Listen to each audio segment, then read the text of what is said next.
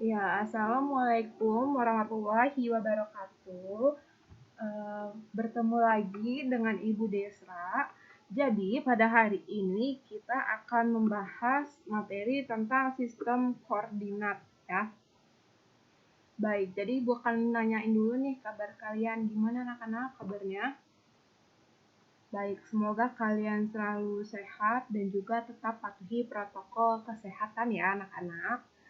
Baik, jadi karena kita hari ini akan mempelajari tentang sistem koordinat, jadi di sistem koordinat kali ini kita akan belajar tentang apa aja sih? Nah, yang pertama kita akan menentukan koordinat suatu titik pada bidang kartesius. Kemudian yang kedua kita akan menjelaskan posisi titik terhadap sumbu X dan juga sumbu Y. Kemudian yang ketiga, kita akan menjelaskan posisi titik terhadap titik asal dan titik tertentu atau A, B. Kemudian yang keempat, kita akan menjelaskan posisi garis terhadap sumbu X dan juga sumbu Y. Kemudian yang kelima, kita akan menyelesaikan masalah yang berkaitan dengan kedudukan titik dalam bidang kartesius. Dan yang terakhir, kita akan menyelesaikan masalah yang berkaitan dengan koordinat titik suatu tempat atau daerah pada suatu peta. Nah, di sini ada pengertian atau definisinya dulu ya. Nah, ini adalah sistem koordinat kartesius itu sistem untuk menandai letak suatu objek dalam bidang dengan bantuan dua garis yang saling tegak lurus. Nah, dua garis tersebut kita namakan dengan koordinat X atau absis dan juga koordinat sumbu Y-nya atau ordinat. Nah, setiap objeknya itu kita tandai dengan titik seperti gambar berikut. Nah, di sini ada koordinat sumbu X yang bisa kalian ingat gitu ya. Kalau misalnya sumbu X ini dia garis yang horizontal. Kemudian juga ada sumbu Y. Nah, sumbu Y ini adalah garis yang vertikal ke atas gitu ya. Jadi inilah yang disebut dengan dua garis yang saling tegak lurus gitu. Dan ini adalah titik setiap objek ditandai dengan titik. Nah, ini kita sebut aja dengan titik Q dan juga titik P. Gitu. Nah, titik Q ini ada 2,3. Kenapa ya kok bisa 2,3, Bu?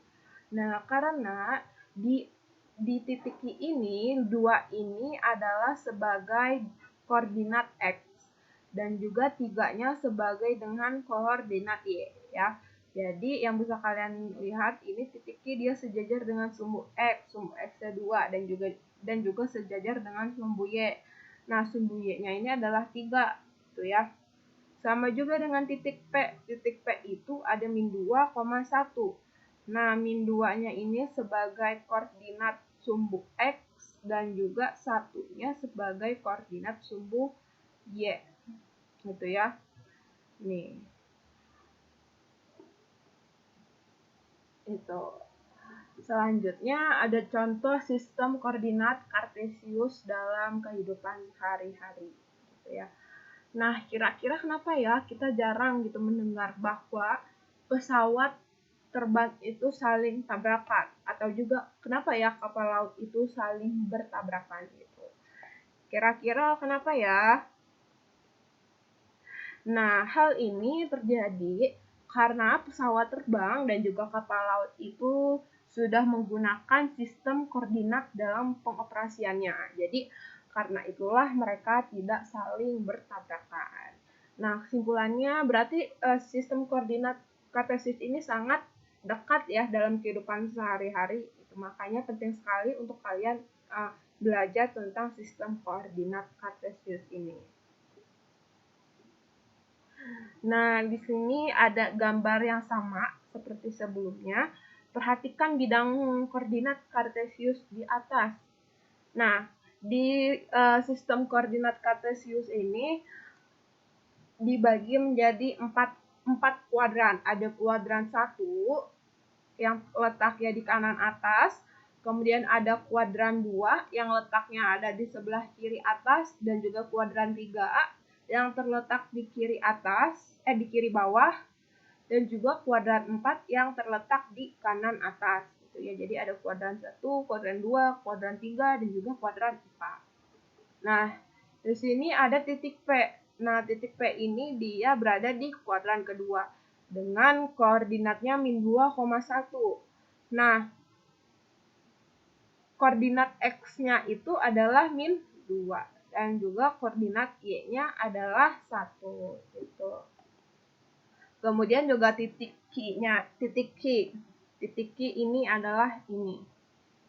Titik Q berada di kuadran ke-1.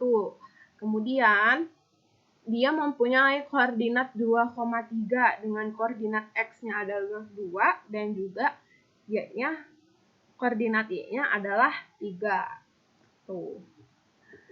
Kemudian selanjutnya posisi titik pada koordinat kartesius itu ditulis dalam pasangan berurutan atau X, Y gitu ya. Jadi di dalam koordinat kartesius ini kalian menuliskannya harus saling berurutan. Kalian nggak bisa nulis titik koordinatnya itu Y, X atau B, A itu nggak boleh ya. Jadi harus berurutan. Bisa X, Y atau A, B atau C, D itu berurutan. Nah, bilangan X menyatakan jarak titik itu dari sumbu Y dan bilangan Y-nya itu adalah menyatakan titik dari sumbu X. Nah, yang dimaksud bilangan X itu menyatakan jarak titik dari sumbu Y itu maksudnya ini kan ada titik X nih, titik X-nya itu 2. Nah, maksudnya 2 di sini adalah dia mempunyai 2 jarak satuan dari sumbu Y. Jadi 1, 2 gitu. Sama juga dengan bilangan Y. Nah, bilangan Y ini ada 3 kan. Bilangan Y-nya ini adalah 3. Nah, maksud dari Y sama dengan 3 ini, dia adalah berjarak 3 satuan dari sumbu X. Jadi ada 1, 2, 3. Jadi bilangan Y ini mempunyai 3 jarak satuan dari sumbu X. Tuh. Nah, sumbu X dan juga sumbu Y ini mempunyai 4 bagian yang kita sebut kuadran tadi ya. Nah, kuadran satunya ini bernilai X-nya bernilai positif dan juga koordinat Y-nya bernilai positif. Pasti kalian bertanya nih, kenapa sih Bu kuadran satunya koordinat X-nya bernilai positif dan juga koordinat Y-nya bernilai positif? Nah, ini yang kalian lihat, ini kan ada kuadran 1. Nah, kita ambil titik aja Q. Q-nya itu 2,3. 2,3 ini kan ada di kuadran 1. Nah, yang bisa kalian lihat, koordinat X-nya itu positif kan? Dan juga koordinat Y-nya itu adalah positif. Maka itulah sebabnya koordinat kuadran 1 itu koordinat X-nya bernilai positif dan juga koordinat Y-nya itu bernilai positif. Kemudian selanjutnya ada kuadran 2. Kuadran 2 koordinat X-nya bernilai negatif dan juga koordinat Y-nya bernilai positif. Kenapa bisa gitu ya? Nah, ini yang bisa kalian lihat. Kita punya titik P. Titik P itu min 2,1 ya. Nah, ini X-nya itu bernilai negatif kan, min 2. Kemudian Y-nya bernilai positif. Gitu. Positifnya itu ada 1. Ini. Gitu ya. Selanjutnya ada kuadran 3. Nah, kuadran ketiga berarti ada di daerah ini. Nah, koordinat X-nya bernilai negatif dan juga koordinat Y-nya bernilai negatif. Kenapa bisa gitu ya? Nah, bisa kita ambil titik misalnya. Ibu ambil titik di sini. Ibu tulis dengan titik R. Berarti titik R ini sejajar dengan sumbu X-nya ini adalah min 3 dan juga titik Y-nya itu sejajar dengan min 2. Berarti terbukti bahwa koordinat X-nya bernilai negatif dan juga koordinat Y-nya bernilai negatif, gitu ya. Kemudian selanjutnya ada kuadran keempat. Berarti ibu ambil aja misalnya suatu titik di sini. Misalnya ibu tulis titiknya ini titik S.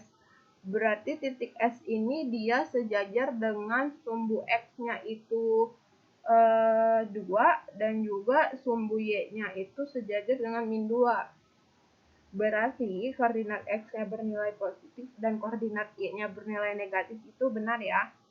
Gitu. Nah, di sini ada koordinat kartesius. Nah, suatu titik A dapat dinyatakan sebagai pasangan berurut A. Ini. Atau X, Y.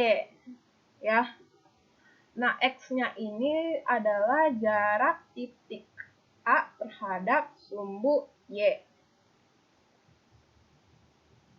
Dan juga Y-nya adalah jarak titik A terhadap sumbu X ya, yang sebelumnya Ibu sudah jelaskan. Gitu. Nah, titik-titik pada bidang koordinat kartesius itu memiliki jarak terhadap sumbu X dan juga sumbu Y. Nah, di sini kita akan menentukan jarak titik A, B, C, D, dan juga E terhadap sumbu X dan juga terhadap sumbu Y pada gambar di bawah ini. Nah, baik, di sini ada titik A, B, C, D, dan juga E. Nah, yang bisa kalian lihat, ini titik A-nya itu ada 3,6. Berarti titik A 3,6 ini dia mempunyai jarak 3 satuan dari sumbu Y, yaitu kita hitung ya. 1, 2, 3. Jadi dia mempunyai 3 jarak satuan dari sumbu Y. Kemudian dia juga mempunyai jarak 6 satuan dari sumbu X. Kita bisa hitung ada 1, 2, 3, 4, 5, 6. Gitu. Kemudian di sini ada titik B. Titik B-nya yaitu 4,4. Berarti titik B ini berjarak 4 satuan dari sumbu Y. Ada 1, 2, 3, 4. Dan juga titik B ini mempunyai 4 jarak satuan dari sumbu X. Jadi 1, 2, 3, 4. Gitu ya.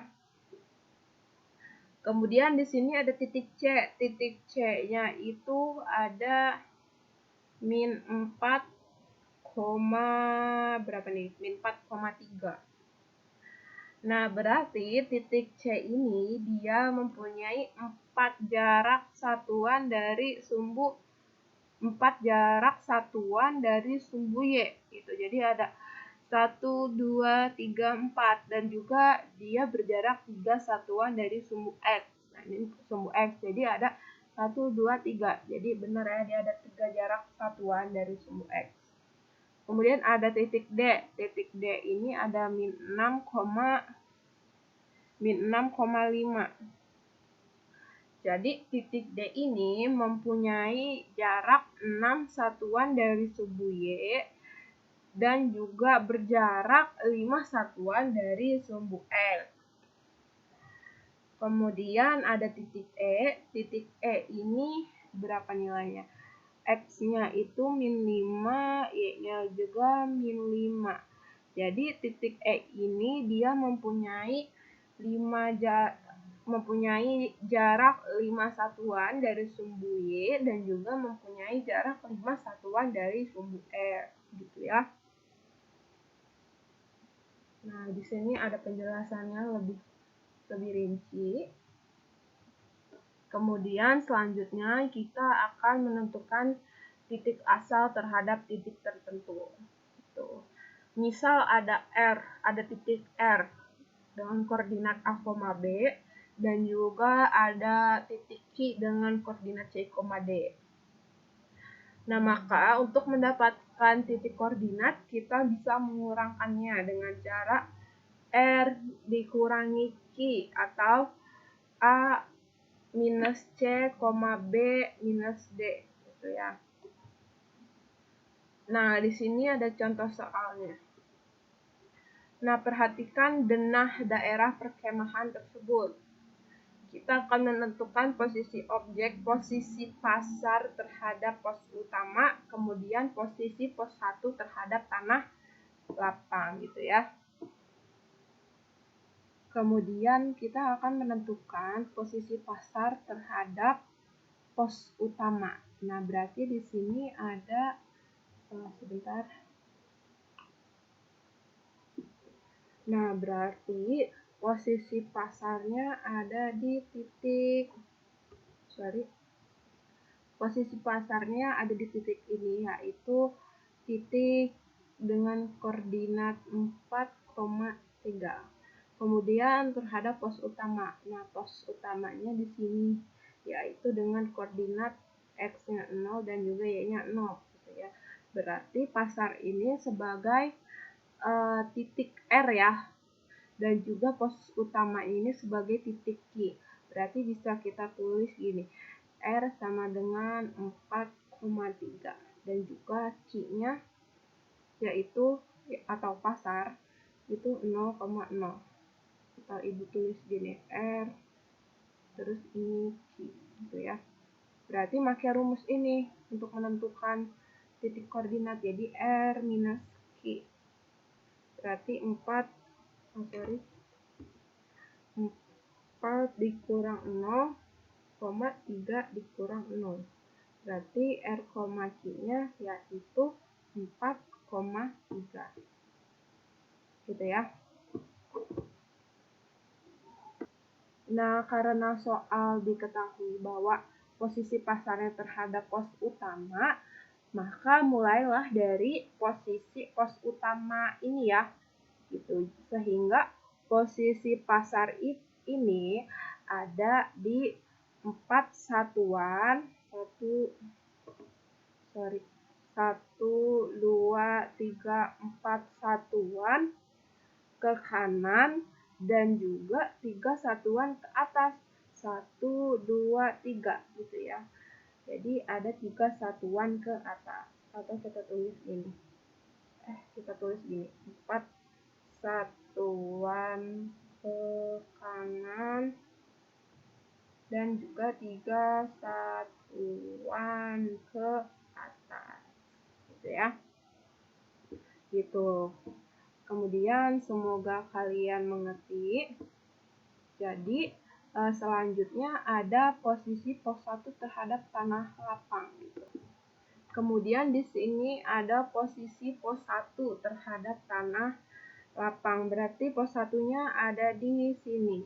Pos 1-nya sejajar dengan koordinat sumbu X-nya 2 dan juga dengan sumbu Y-nya 5 gitu. Tanah lapangnya ada di sini. Tanah lapangnya sejajar dengan 4,3 gitu ya. Berarti pos 1 ini sebagai R dan juga tanah lapangnya ini sebagai Q. Berarti R-nya itu 2,5 dan juga Q-nya ini 4,3 gitu ya. Jadi kita kurangkan R minus Q. Jadi 2 dikurang minus 4,5 dikurang 3. Jadi 8,2 itu. Karena yang ditanyakan posisi pos 1 terhadap tanah lapang gitu ya, maka kita mulainya dari tanah lapang ke pos 1. Berarti gimana nih cara jawabnya kira-kira? Sehingga 2 dikurang minus 4 itu 6 ya. Jadi 6,2 gitu. Jadi kita mulainya dari tanah lapang ya. Nih. Sehingga posisi pos 1 ini terhadap tanah lapang kita hitung dulu ada 1, mana tanah lapang? 1, 2, 3, 4, 5, 6 gitu ya. Berarti terletak di 6 satuan ke kanan dan juga 2 satuan ke atas ya, seperti itu. Nah, semoga kalian mengerti dengan pembelajaran Ibu tentang sistem koordinat pada hari ini. Dan juga kalau misalnya ada pertanyaan yang ingin ditanyakan, nanti kita adakan Google Meet untuk lebih jelasnya lagi ya. Baik, kurang lebihnya mohon dimaafkan. Wassalamualaikum warahmatullahi wabarakatuh. Pokoknya kalian tetap semangat ya anak-anak. Baik.